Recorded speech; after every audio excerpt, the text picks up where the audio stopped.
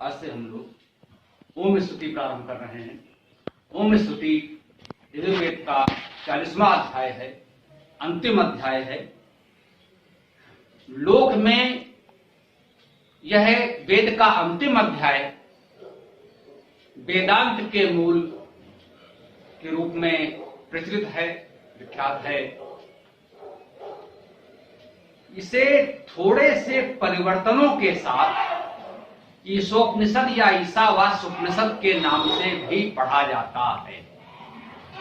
एक प्रकार से हम ये भी मान सकते हैं यजुर्वेद का यह 40वां अध्याय लोक और वेद के बीच एक सेतु का कार्य भी करता है।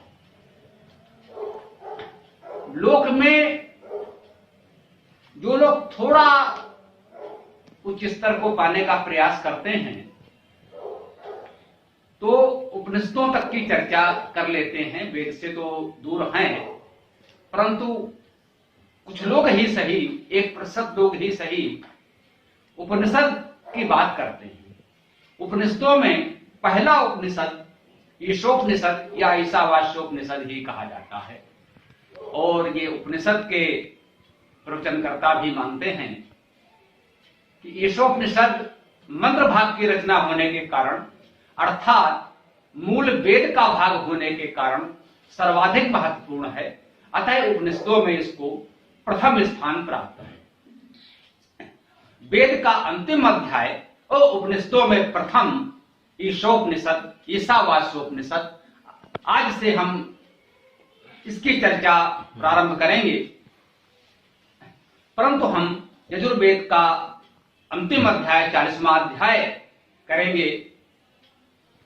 जिस भी मूल रूप में यजुर्वेद में यह 40वां अध्याय है, हम इसे उसी रूप में पढ़ेंगे, समझेंगे। हमने बताया कि ईशोपनिषद में लगभग है तो यही 40वां अध्याय, परंतु मंत्रों का क्रम बहुत कुछ परिवर्तित हो गया है और कुछ मंत्रों में भी कुछ परिवर्तन किया गया है। जो चीज लोक में बहुत अधिक प्रचलित हो जाती है उसमें इतना परिवर्तन होना स्वाभाविक है। निश्चित रूप से ये वेद का अंतिम अध्याय था। हम कह सकते हैं संपूर्ण वेद का जो मूल संदेश है, जो मूल विद्या हमें बताना चाहता है वेद का ऋषि, वो इस अध्याय में घनीभूत हो गया है, सारभूत रूप में उपस्थित किया गया है और इतना अधिक इसको उपयोगी मानकर कि बहुत सार रूप में मात्र 18 मंत्रों में वेद का सार तत्व हमें मिल जाता है। इसीलिए इसको अलग से लोगों ने पढ़ा, इसका प्रचार प्रसार किया। यह अच्छी बात है, परंतु यह स्वाभाविक है जिस चीज का बहुत अधिक प्रचार प्रसार होता है उसमें लोक व्यवहार में थोड़ा बहुत परिवर्तन हो जाता है। वेद में जिस मर्यादा का पालन किया गया, उसमें जितने सुरक्षा कवच लगाए गए, बंधन लगाए गए, इससे मूल वेद में कभी भी एक भी वर्ण का परिवर्तन नहीं हो सका। विश्व के प्राचीनतम ग्रंथ होने के बाद भी वेद पूर्णतः सुरक्षित हैं, इसमें कहीं कोई परिवर्तन कभी नहीं हो सका। यदि ईशोपनिषद के रूप में कुछ परिवर्तन हुआ भी तो उसे हम ईशोपनिषद कहते हैं, वेद नहीं कहते। तो हम लोग मूल वेद का, यजुर्वेद का 40वां अध्याय आज से समझने का प्रयास करेंगे। आइए हम देखते हैं उसका पहला मंत्र। ओम ईशावास्यम इदं सर्वं यत् किंचा जगत्यां जगत् तेन त्यक्तेन भुञ्जीथा मा वृथा कस्य स्विद्धनम्। ईश्वर संव्याप्त सभी कुछ है, जो कुछ गतिशील जगत में है, इसलिए त्याग में भोग करें, लालच न किसी के धन में है। निश्चित रूप से महान वैदिक संस्कृत का परिचय कराने वाला, उस मूल तत्व से हमें जोड़ने वाला ये मंत्र है। इसमें कहा जा रहा है ईशावास्यम इदं सर्वम। ईशा माने ईश्वर से वास्य है, वासित है, सुवासित है। इदम माने यह, सर्वम माने सब कुछ। यह सब कुछ जो कुछ भी है हम जानते हैं, देखते हैं, किसी भी रूप में जिसकी हमें जानकारी है या हो सकती है। संपूर्ण सृष्टि सब कुछ उस ईश्वर से ही वास्य है, उसका ही वास है, वही है सब कुछ, उसके अतिरिक्त कुछ है ही नहीं। वास्य शब्द से वस धातु के बहुत व्यापक अर्थ हैं, ये आप धातु कोश में देख सकते हैं। वसना उसका एक मूल भाव है जो बसा हुआ है, जो हम सब में बसा हुआ है, उसी भाव को व्यक्त किया जा रहा है। ईशावास्यम इदम सर्वम, यह सब कुछ उसी ईश्वर का वास है, वही उसका सर्वत्र वही सुवास है, जिससे सर्वत्र संपूर्ण जगत सुवासित है। अब अगर इतनी महान भावना हमने सीखी समझी होती तो समाज की ये दशा क्यों होती? मुख्य बात यही है, स्वामी विवेकानंद जी ने कहा कि वेद वेदांत का इतना उच्च दर्शन, ईशावास्यमिदं सर्वम, ये सब कुछ ईश्वर ही है, और उसके बाद हमारा व्यवहार इतना गिरा हुआ कि हमारे ही बीच का, हमारे परिवार का एक व्यक्ति हम मान लेते हैं कि जन्म से ही वो कुछ ऐसा है कि अगर वो छू लेगा, उसकी परछाई छू जाएगी तो हम अपवित्र हो जाएंगे। यह जो मनुष्य के बीच भी इतना भेद आ गया, हम मानव में भेद करने लगे, छुआछूत फैलने लगा। ये क्या ईशावास्यमिदं की भावना के अनुकूल था? ये क्या वेद की भावना के अनुकूल था? वेद ने तो हमें ये नहीं सिखाया। वेद ने तो कहा ईशावास्यमिदं सर्वम, ये सब कुछ ईश्वर से व्याप्त है। फिर जब सब कुछ ईश्वर से व्याप्त है तो हम में तुम में है भेद कहां? हम इसी अध्याय का अंतिम मंत्र है जो हम लोग अपने मूल मंत्र ओम मंत्र के रूप में पढ़ते हैं, ओम यो असौ आदित्य पुरुषा सो असौ अहम ओम खम ब्रह्म। वह जो आदित्य पुरुष है हम कहते हैं, वह नहीं, यह कहा है जो असौ यह है, जो आदित्य पुरुष है, जो अविनाशी परम सत्ता परमात्मा है, सो असौ अहम, वही मैं भी तो हूं। क्योंकि वो में ही सर्वव्यापक ब्रह्म है, तो फिर हम में तुम में भेद कहां रह जाता है? इसी को वेदांत के आचार्यों ने इस भाव को समझाने के लिए कहा, सर्वम खलु इदं ब्रह्म। निश्चय रूप से मैं कहना चाहता हूं, वो आचार्य कहता है कि निश्चित रूप से हम कहना चाहते हैं कि सब कुछ ब्रह्म ही है।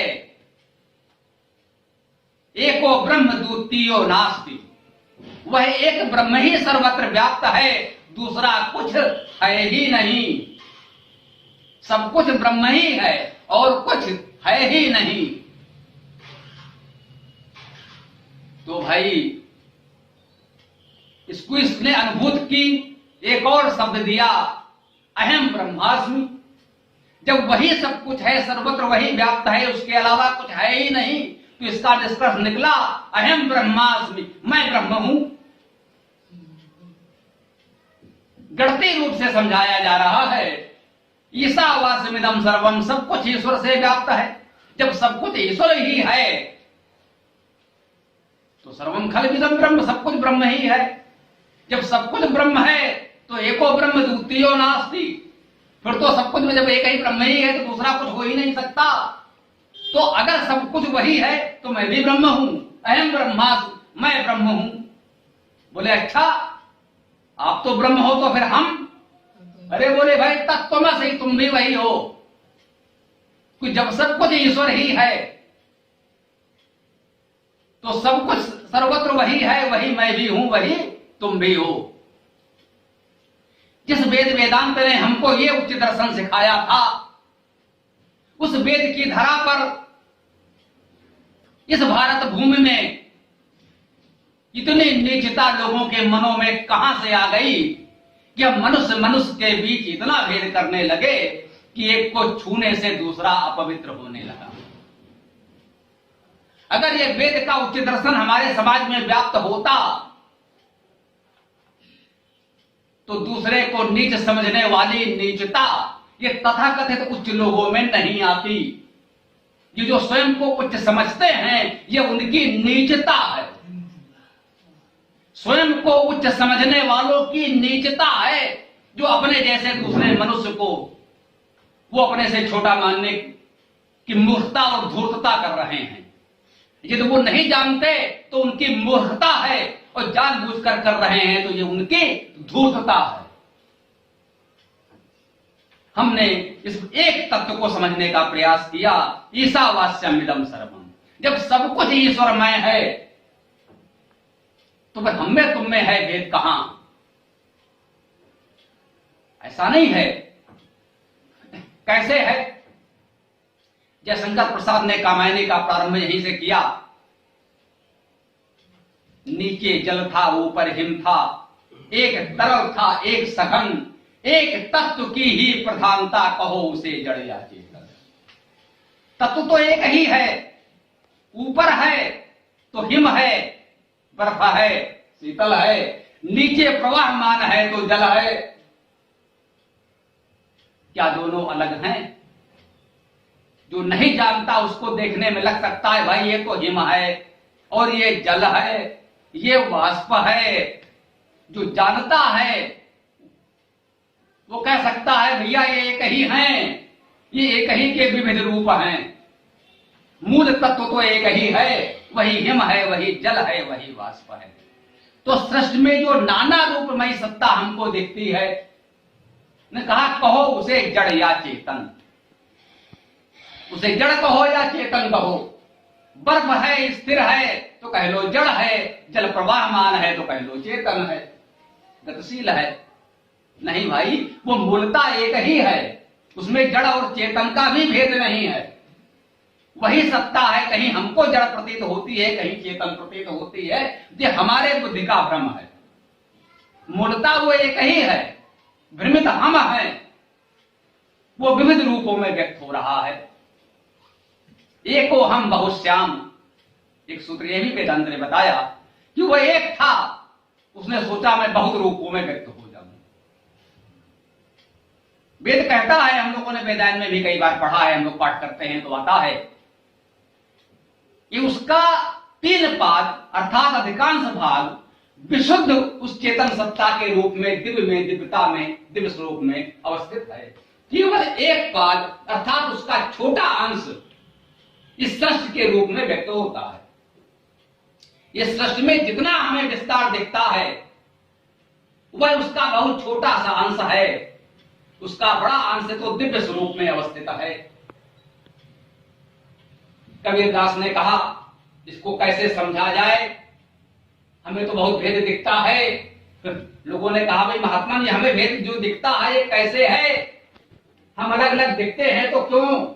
का जल में कुंभ, कुंभ में जल है, जल में कुंभ, कुंभ में जल है, बाहर भीतर पानी, और फूटा कुंभ जल जल ही समाना, संतों अकथ कहानी। नदी में, समुद्र में, तालाब में एक घड़ा आप ले गए, उसे उसमें डाल दिया, घड़े के भीतर जल आ गया, और घड़े के बाहर भी चारों तरफ जल ही जल है। अब आपको 2 जल दिखने लगे, एक जल जो घड़े के भीतर है, एक जल जो घड़े के बाहर है। मूलता तो जल एक ही था आपका घड़ा पहुंचने से पहले, अभी भी एक है, कुछ नहीं बदला है। कबीरदास जी कहते हैं फूटा कुंभ जल जल ही समाना। अगर ये घड़ा फूट जाए तो घड़े के भीतर का जल और बाहर का जल फिर एक हो गया। संतों अकथ कहानी, इसी तथ्य को समझना है। और ये घड़ा क्या है? घड़ा कुछ अलग नहीं है, वही है। समुद्र में बड़े बड़े हिमशैल तैरते हैं, वो भी उसी जल के ही बने हैं। उसी हिमशैल के बीच में कुछ घड़े जैसा आकार भी बन जाएगा, उसमें हो सकता है जल भी भर जाए। वो घड़ा है वो भी उसी जल का ही बना है, अलग से कुछ है ही नहीं, क्योंकि ईशावास्यमिदं सर्वम, सब कुछ वही ईश्वर है, उसके अतिरिक्त कुछ है ही नहीं। फिर भाई हम इतने व्यथित क्यों होते हैं? क्योंकि हम इतना नहीं जानते समझते हैं। हम ईश्वर से अलग हैं? नहीं भाई। जब ये शरीर नहीं रहेगा तो क्या होगा? अरे भाई होगा क्या? फूटा कुंभ जल जल ही समाना। जब ये शरीर नहीं रहेगा तो वो फिर सब एक रस हो जाएगा, तो उसके बाद क्या होगा? होना क्या है? हमें अंतर क्या है हम में उसमें? एक बूंद है हम, वो सागर है। हम बिंदु है, वो सागर है। बूंद समानी समुद्र में शोकत हेरी जाए। हम में उसमें अंतर क्या है? उसी महासागर से एक बूंद अलग हो जाए और कहे साहब मैं तो बूंद हूं, मेरा अलग अस्तित्व है।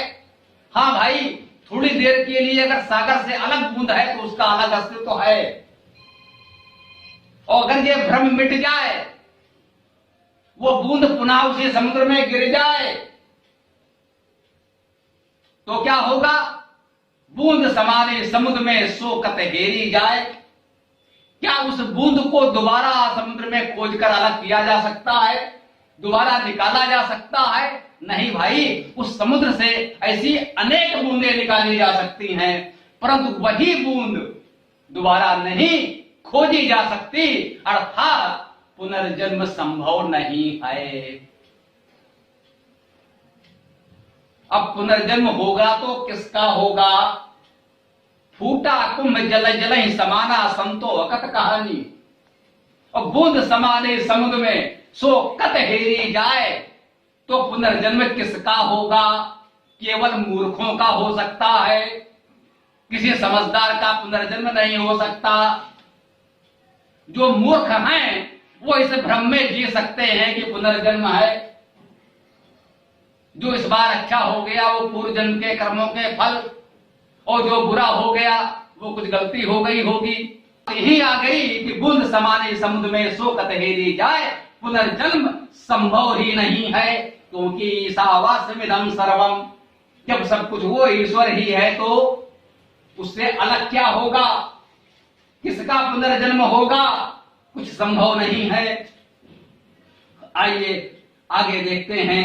यत् किंचा जगत्याम जगत, इसमें शब्द सौंदर्य है, काव्य सौंदर्य है, कोई नई बात नहीं है। यत् माने जो, किम माने क्या, क्या माने, और जगत्याम माने जगत में, और जगत माने जो जगत है। ये जो जगत है वो कह रहा है यत् माने जो, किम माने क्या। जो किम माने क्या या कुछ होता है, तो ये क्या जो कुछ भी है, जो कुछ यह जगत है और जगत में है। कह रहे हैं कि यह जो कुछ जगत में जगत है, जगत में जगत है। जग धातु का अर्थ गतिशीलता है। हमने इसको लिखा है जो कुछ गतिशील जगत में है। इस गतिशील सृष्टि में जो कुछ भी गतिशील है, जगत्याम जगत, संपूर्ण सृष्टि गतिशील है, कुछ भी स्थिर नहीं है। सब एक दूसरे की परिक्रमा कर रहे हैं। चंद्रमा पृथ्वी की परिक्रमा कर रहा है, पृथ्वी चंद्रमा के साथ सूर्य की परिक्रमा कर रही है, सूर्य अपने सभी ग्रहों उपग्रहों के साथ ही आकाश गंगा की परिक्रमा कर रहा है। यह संपूर्ण सृष्टि उसी दिव्य स्वरूप, मूल स्वरूप चेतन परमात्मा की परिक्रमा कर रहा है, क्योंकि उसे से उत्पन्न हुआ है और नता उसी में सबको विलीन होना है। तो जत किंचा जगत्याम जगत, इस गतिशील जगत में जो कुछ गतिशील है, वो सब कुछ क्या है?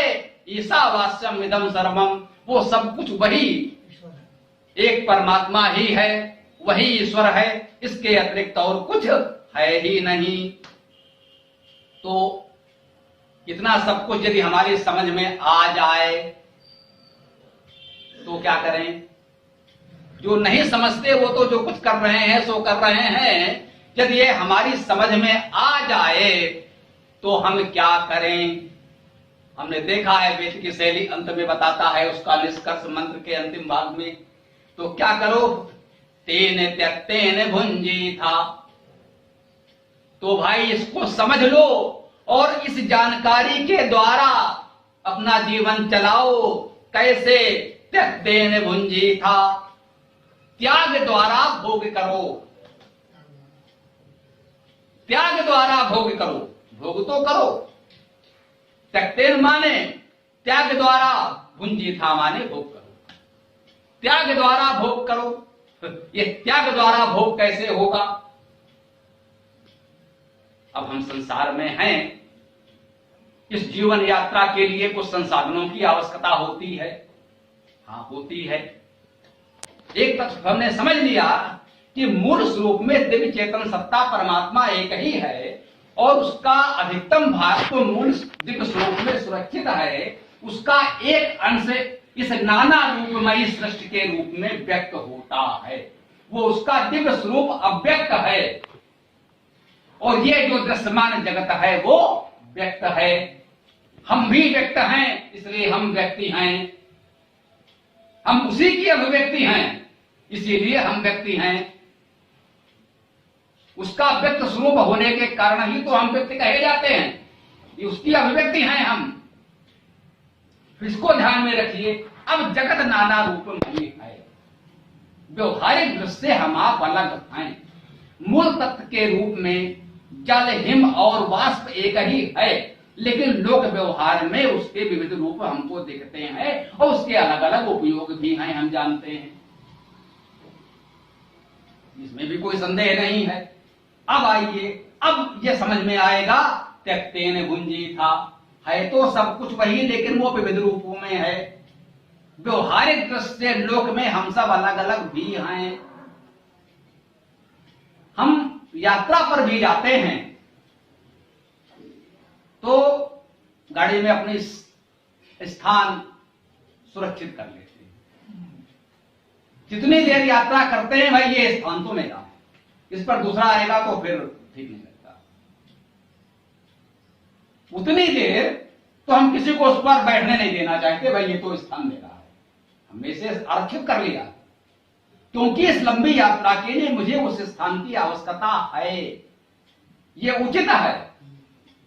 परंतु जरा याद करें, स्मरण करने का प्रयास करें, जब हमने यात्राएं की हैं, हम सबने की हैं, जब हमारा गंतव्य, हमारा नगर, हमारा स्थान आने वाला होता है तो कुछ देर पहले ही हम अपने उस स्थान को छोड़कर अपना सामान लेकर खड़े हो जाते हैं। उस पर कौन बैठ रहा है, कौन क्या कर रहा है, हमें कोई मतलब नहीं होता। हम उससे पूरी तरह से निर्लिप्त मुक्त हो जाते हैं। ये है तेन त्यक्तेन भुंजी था। जब तक आवश्यकता थी हमने उसको सहेजा, संभाला, साफ किया, गंदगी भी ना हो, क्योंकि हमें को बैठना है भाई। अब हमारा कार्य पूरा हो गया, अब उससे हमारा कोई माया मोह नहीं, हम तो चले, हम चले। अब उस पर कौन बैठेगा, नहीं बैठेगा, क्या होगा, हमें कोई मतलब नहीं है। अब अगर उसके मुंह में पड़े रहे, नहीं भाई ये तो स्थान मेरा था, तो ये समझदारी नहीं है, ये मूर्खता है। अगर हम इस भाव में पड़े रहेंगे तो दुखी होंगे। फिर जब तक आवश्यकता थी हमने उसे सहेजा, अब आवश्यकता पूरी हो गई तो तेरा तुझको अर्पण क्या लागे मेरा, भैया अपना संभालो, हम तो चले। साधो जय देश बिराना रे, हमको निज घर जाना रे। कबीरदास कहते हैं अपने घर चलना है। इस संसार में जब तक रहना है तब तक इतनी व्यवस्था भी रहनी है कि हम सहजता से रह सकें। कितनी व्यवस्था चाहिए। कबीरदास जी कहते हैं, साईं इतना दीजिए जामे कुटुंब समाए। कितना चाहिए? साईं इतना दीजिए जामे कुटुंब समाए, और मैं भी भूखा ना रहूं साधु न भूखा जाए। इतना चाहिए, इतना तो चाहिए ही। अगर इतना नहीं है तो जीवन यापन कठिन हो जाएगा। आप आए हैं और हम आपको सम्मान से पानी न दे सकें तो वास्तव में मेरे लिए दुखद होगा। इतना तो मुझे भी चाहिए, इतना तो चाहिए। बिल्कुल हम अस्वीकार नहीं करते, इतना तो चाहिए कि मैं भी भूखा ना रहूं साधु न भूखा जाए। इससे अधिक नहीं चाहिए। भगवान मुझे इतना दे दो कि जीवन की यात्रा सहजता से सरलता से चलती रहे। इससे अधिक नहीं चाहिए।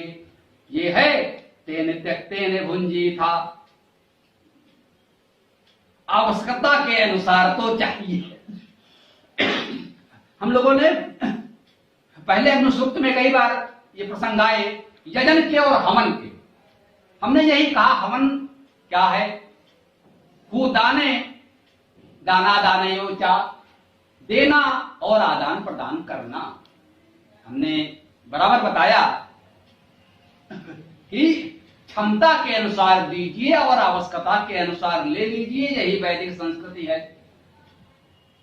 एक स्थान पर मैं ऐसे बोल रहा था तो एक सज्जन ने कहा, भाई ये तो साम्यवादियों की, कम्युनिस्टों की बात हो गई। हमने कहा, अगर साम्यवादी वेद को मानते हैं तो आपको क्या कष्ट है? यदि साम्यवादी वेद को मानते हैं, वेद की बात करते हैं, वेद की बात समझ में लाना चाहते हैं, तो हमें तो प्रसन्नता होनी चाहिए, हमें क्यों कष्ट हो? अच्छी बात है, अगर वो मानते हैं तो मानना चाहिए भी। जो सत्य है उसे तो हर कोई मानेगा, मानना भी चाहिए।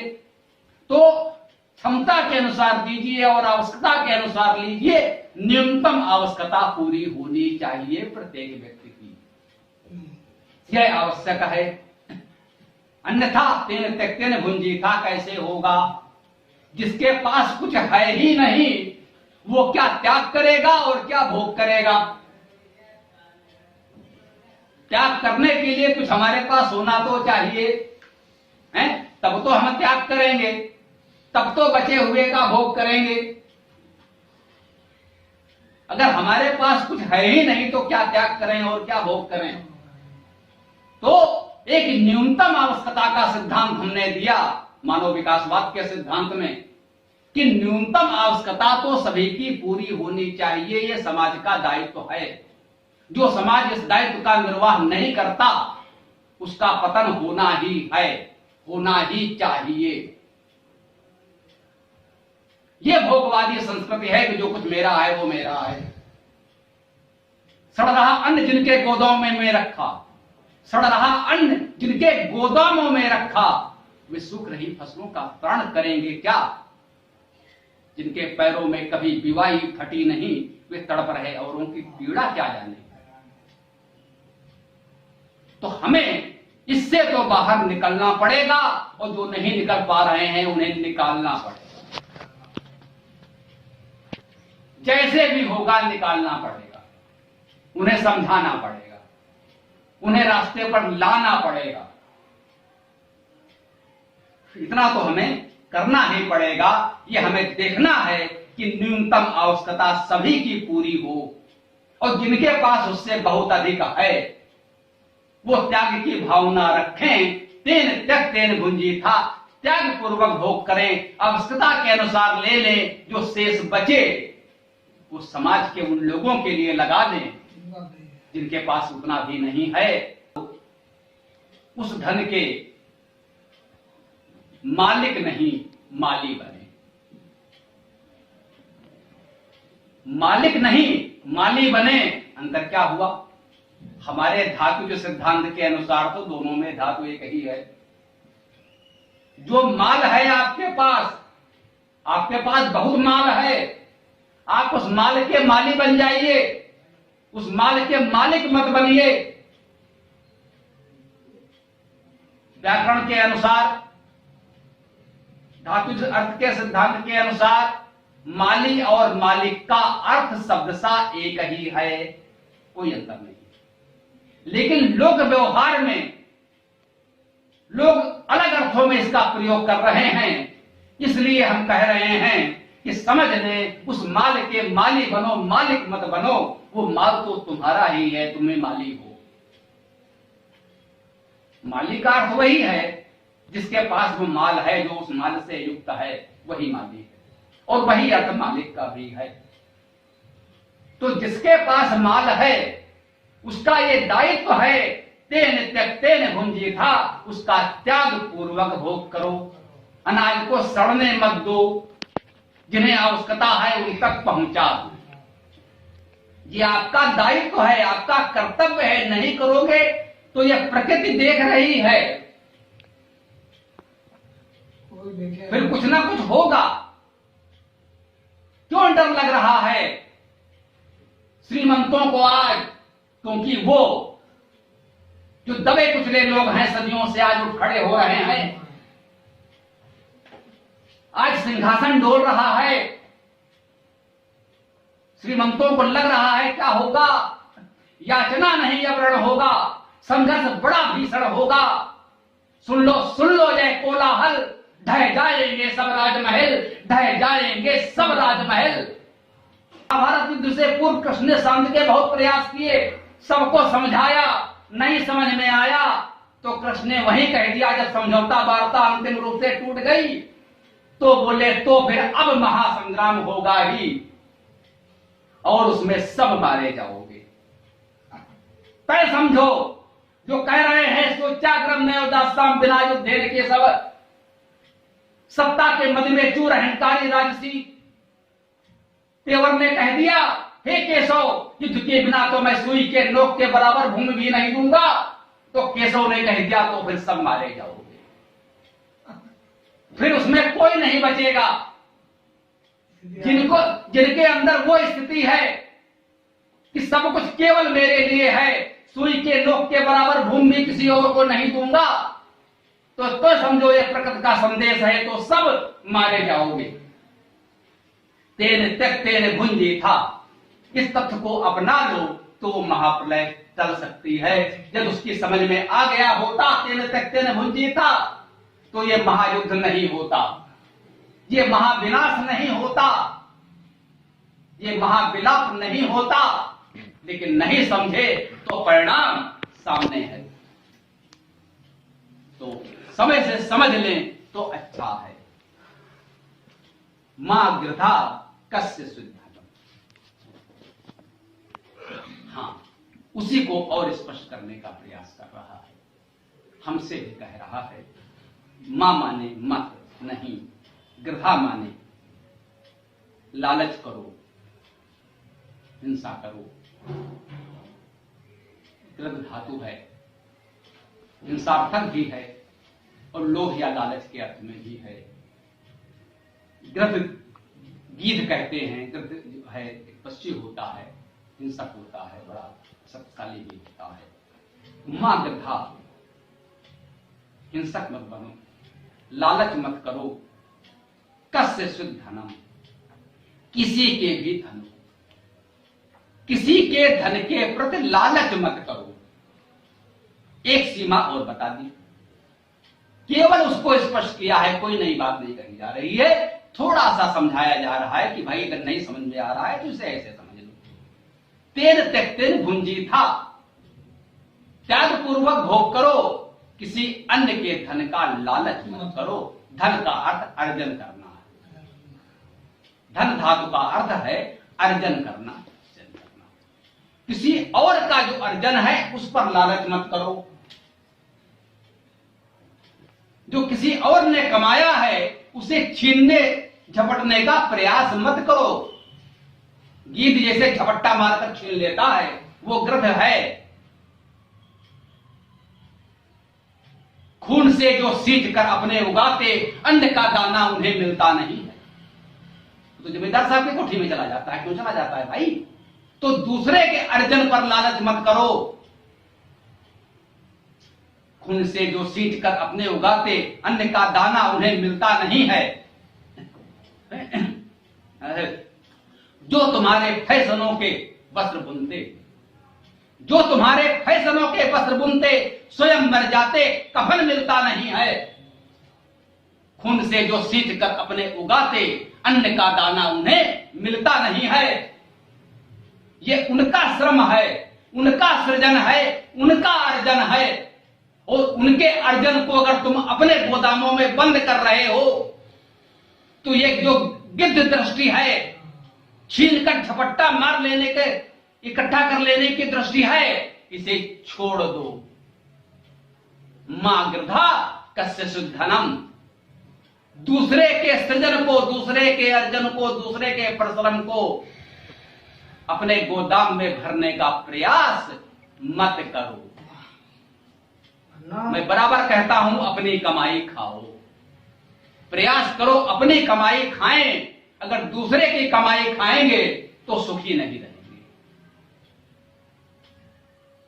अगर हम दूसरे पर निर्भर हैं, सुजलाम सुजलाम सफलाम बलयज शीतलाम सस्य श्यामलाम मातरम, देश के वासी आटा मांगकर खाते हैं तो स्वाभिमान कहां से रहेगा।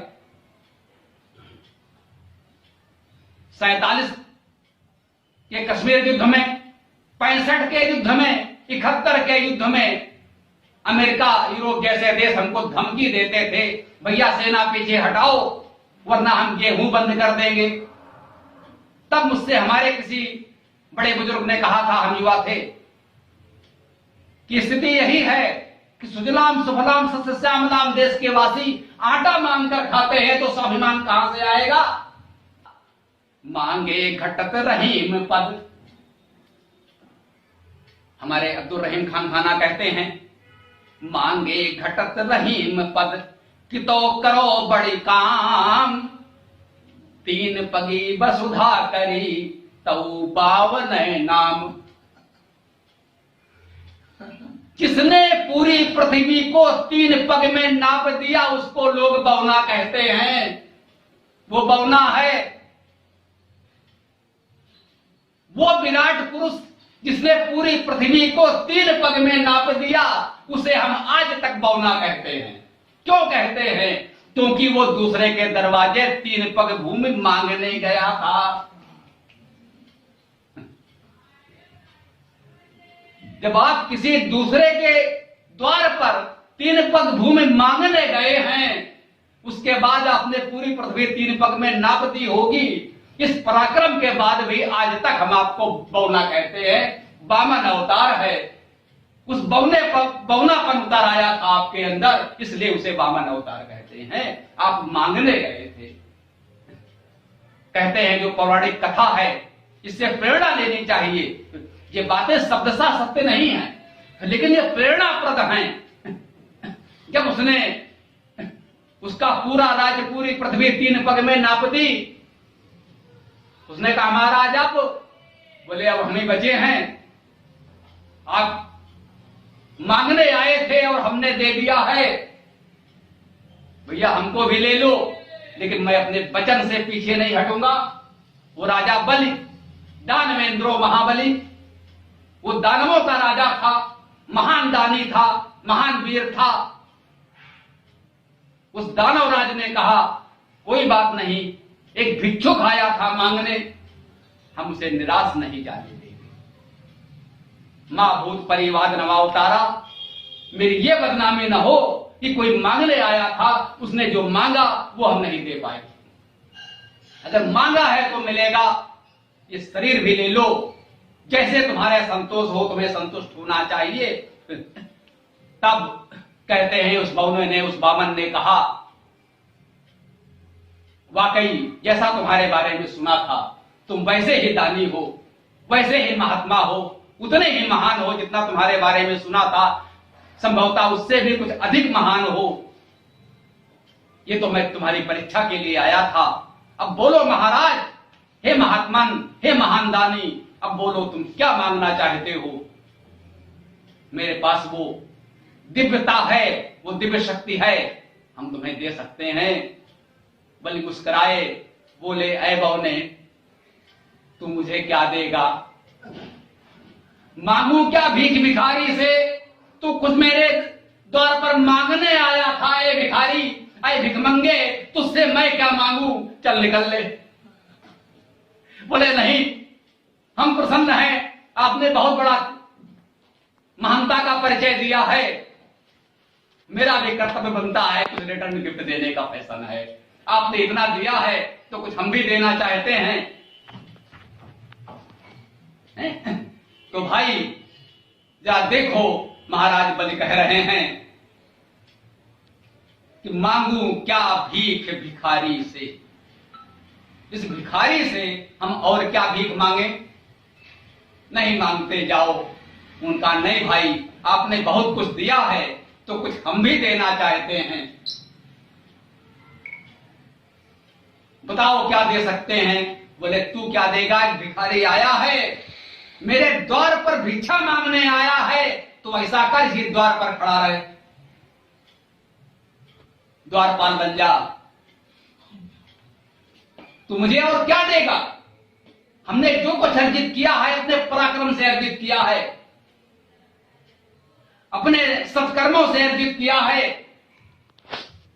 हमने अपने कार्य से, अपने कर्म से, परिश्रम से अर्जित किया है। तुम भिखारी हो, मैं भिखारी नहीं हूं, हम तुमसे क्या मांगेंगे? मांगो क्या भीख भिखारी से? हम भिखारियों से भीख नहीं मांगते। तुमको अगर अब लज्जा आ रही है तो चलो दरवाजे पर खड़े रहो, आने जाने वालों का स्वागत करते रहना। इस परिश्रम करने से शायद तुम्हारी ये लज्जा कुछ कम हो जाए। बलि ने उसको कहा चल दरवाजे पर खड़े रहो, द्वारपाल बन जा। तो यही संदेश हम देना चाहते हैं कि मांगे घटत रहीम पद, कि तो करो बड़ी काम, तीन पगी वसुधा करी, तो बावन नाम। इसको हमें समझना है और इसके साथ प्रयास करें। हमारी सफलता किसमें है? अपना अर्जन, अपनी कमाई खाओ। अगर कुछ बनना है, कुछ बड़ा बनना है, कुछ बड़ा करना है, तो पहली आवश्यकता यह है कि दूसरे पर निर्भर मत रहो। पराधीन सपने सुख नाही। तो हमारा स्वतंत्र व्यक्तित्व, स्वतंत्र अस्तित्व खड़ा हो। ये जीवन कब तक है, ये सांस कब तक है, मैं तो इस अवस्था में कह सकता हूं, वो जाने। ये सोच के दरिया में मैं कूद पड़ा यारो, वो मुझको बचा लेगा, माहिर है बचाने में। मुझे कब तक जीना है और कैसे जीना है, ये उसे तय करना है, और कौन तय करेगा? ये उस पर छोड़ दो। मेरे जीवन की चिंता मत करो, इस कार्य की चिंता करो। अब ये सोचो कि ईश्वर का ये संदेश, ये वेद का संदेश, ये वेद की विद्या, ये दर्शन, ये जीवन लोगों तक कैसे पहुंचेगा, केवल इसका प्रयास करो, इस दिशा में लगो। यही हमारा आज का संदेश है, इस मंत्र का यही संदेश है। ईसा वाच्यम इदम सर्वम यत् किंचा जगत्याम जगत, तेन त्यक्तेन भुंजी था मागधा कस शुद्धनम। आइए ओम मंत्र हम सब लोग साथ बोलेंगे।